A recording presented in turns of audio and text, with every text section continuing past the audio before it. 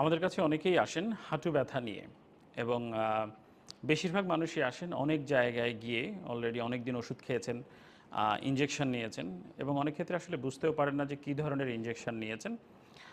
তো আসলে একজন মানুষের যখন হাঁটু ব্যথা হয় বিভিন্ন কারণে হতে পারে, ইনজুরির কারণে যেমন হতে পারে, একই সাথে অস্টিও আর্থ্রাইটিস, বয়সের সাথে সাথে হাড় ক্ষয়ের মাধ্যমে ব্যথা হতে পারে। সো আমরা ডাক্তারের কাছে গেলে স্বাভাবিকভাবে আমরা প্রথমে ব্যথার ওষুধ দিচ্ছি। সো ব্যথার ওষুধ আসলে ব্যথার যে কারণ সেটা কিন্তু নিরাময় করছে না। সে যেটা করছে ব্যথার যে অনুভূতি সেটা কিছুটা সময়ের জন্য কমিয়ে দিচ্ছে। যেমন ওষুধের ক্ষমতা যদি ৪ ঘন্টা বা ৬ ঘন্টা হয়, ৬ ঘন্টা পর আপনার শরীর থেকে যখন ওষুধ বেরিয়ে গেল ব্যথা আবার ফিরে আসছে। কিছু কিছু ক্ষেত্রে অস্টিওআর্থ্রাইটিস যখন ডেভেলপড হয়ে যায় আমরা ইনজেকশন দিই। ইনজেকশনের একটা হতে পারে স্টেরয়েড ইনজেকশন। কিন্তু স্বাভাবিকভাবে স্টেরয়েড ইনজেকশনের কিন্তু সাইড এফেক্ট রয়েছে। সো আপনার কমপক্ষে আপনি হয়তো ৩টা নিতে পারেন। কিন্তু ৩টার বেশি যখন আপনি নিতে যাচ্ছেন এটার সাইড এফেক্টটা আপনার জন্য আসলে ক্ষতিকর।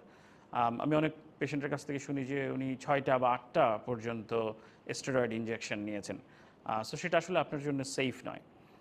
এছাড়াও আরও কিছু ধরনের ইনজেকশন বিভিন্ন হাঁটু ব্যথার জন্য ব্যবহার করা হচ্ছে। সেগুলো আসলে পুরোপুরি ভেরিফাইড না এবং অনেক ক্ষেত্রেই দেখা যাচ্ছে যে ওই ধরনের ইনজেকশন নেবার পরে যখন আমাদের কাছে ট্রিটমেন্টে আসেন, আমাদের ট্রিটমেন্ট করতে কিছুটা ডিফিকাল্টি হয়।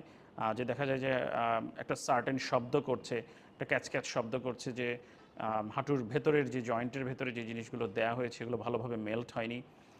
এবং আরও কিছু ইস্যু তৈরি হয়, যেমন যদি আনহাইজেনিকভাবে ভালোভাবে স্টেরল করে যদি ইনজেকশনগুলো দেয়া না হয় তখন ইনফেকশন হওয়ার চান্সটা বেড়ে যায়।